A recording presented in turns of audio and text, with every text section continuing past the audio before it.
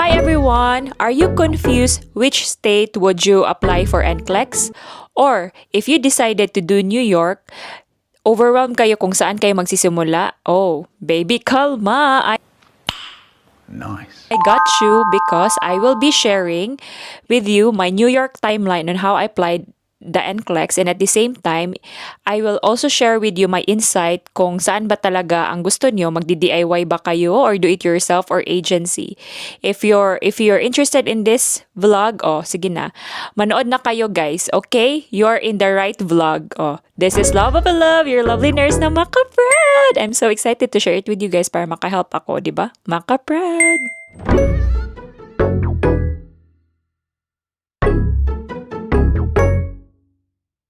So, without further ado, English kayo. I've passed my NCLEX, actually my second NCLEX. I passed it last May 2024 as what I've said in my previous vlog.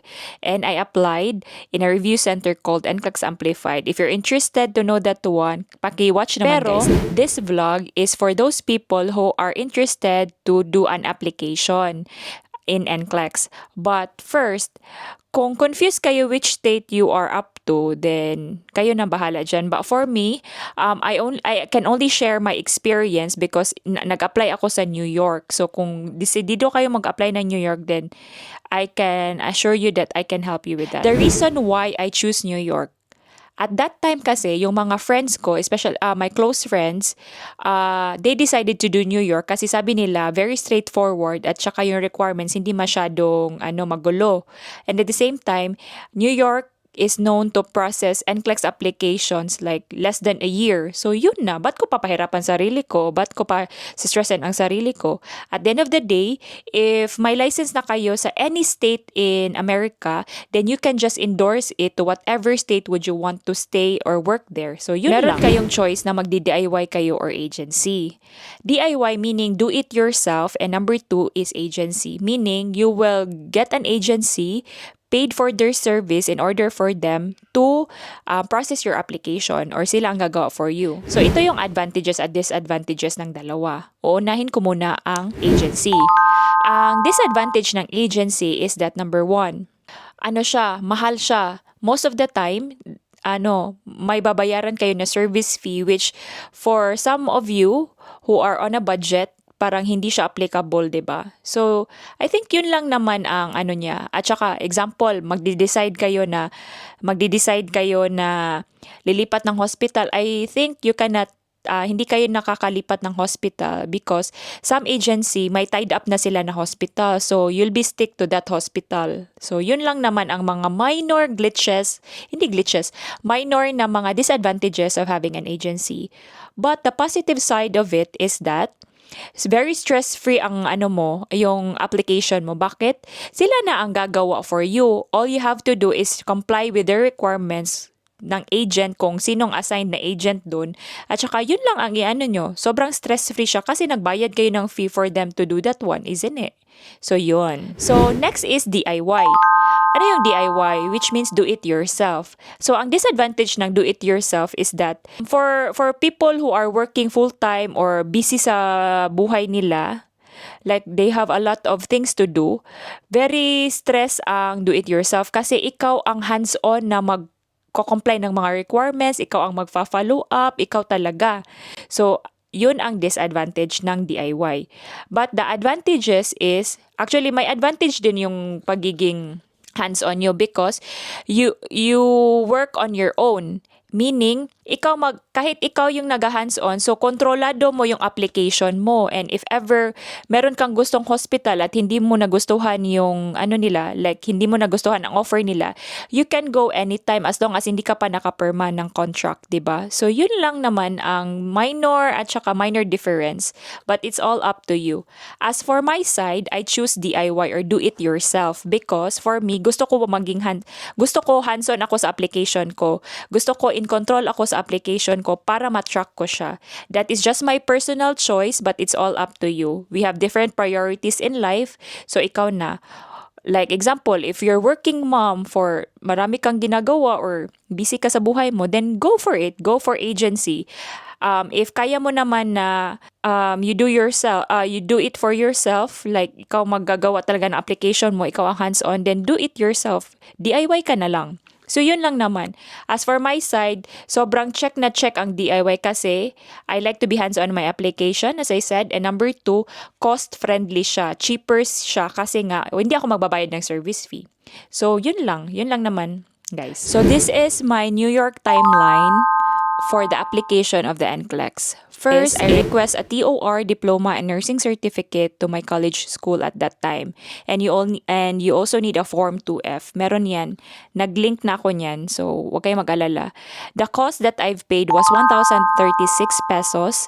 And at that time, I was not in the Philippines, so I gave an authorization letter to my sister to get that one, to file that requirements for me. So after that one, since umuwi ako, I pick up my TOR, diploma, and Form 2F in my college school. Kasi it took them like 2 months para ma-complete yung requirements ko. So I paid 2,217 kasi pinapili nila ako kung sila ba ang magko-courier or sila ba ang magpapadala ng mga requirements ko from New York, education, or ako ba. Sabi nila mas makakatipid daw ako pag ako yung magko-courier. So, doon na tayo sa makatipid ako, no? That's why I paid that kind of amount. Then, they gave me a tracking number to track my courier.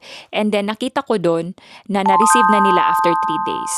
Nandun na sa New York ang papeles ko. Sana all. Number 3 is, if you are a practicing nurse in the Philippines, you really need to go to PRC and submit this Form 3F.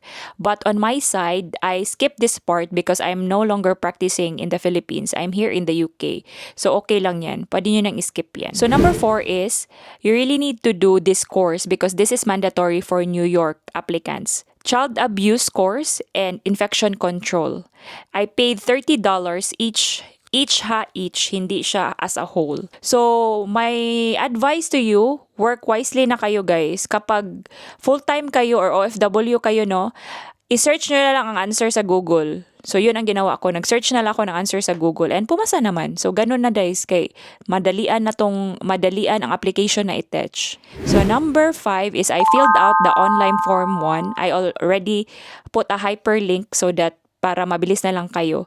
I paid $143 at that time. And then make sure to put the PH program code. Ito yung PH program code nila guys ha. So yan ang gamitin nyo sa Form 1F. Form 1, I mean. After that one, I waited for how many months and then kasi i-check ng education sa New York yan kung okay ba yung mga application nyo or may kulang kayo. So, they approved my application and they already send me at ATT. Ito yung hihintayin nyo. Authorization to take. Email yan siya guys. So this is how ATT looks like in your email. So yun. After nyo na-receive ang ATT, may link kayo niyan para pumunta kayo sa Person View website. Mag-file kayo ng ATT nyo at saka may bayad siya guys. It's $200. After you had paid that one, then pwede na kayong mag-proceed sa mag-book na kayo ng NCLEX exam. Doon pa din sa Person View. And the exam fee is $180. Pwede credit card. And then afterwards, nag-enroll na ako sa Archer. And I choose their 90 days kasi mas nakakatipid ako 90 days kasi 3 months. So the Archer fee that I got is $169. So kayo na lang. Kung gusto nyo mag-UWorld, okay lang, pero mahal ang UWorld eh. So, para sa akin, pasok na pasok ang Archer sa budget ko. So, na-failed ako sa first ko na exam. Kasi ang ATT, kailangan 6 months ang validity niyan. So, nag-book ulit ako ng ATT ko, which is unfortunately, no. So, wala tayong magagawa dyan. Then, this time, I booked a review center.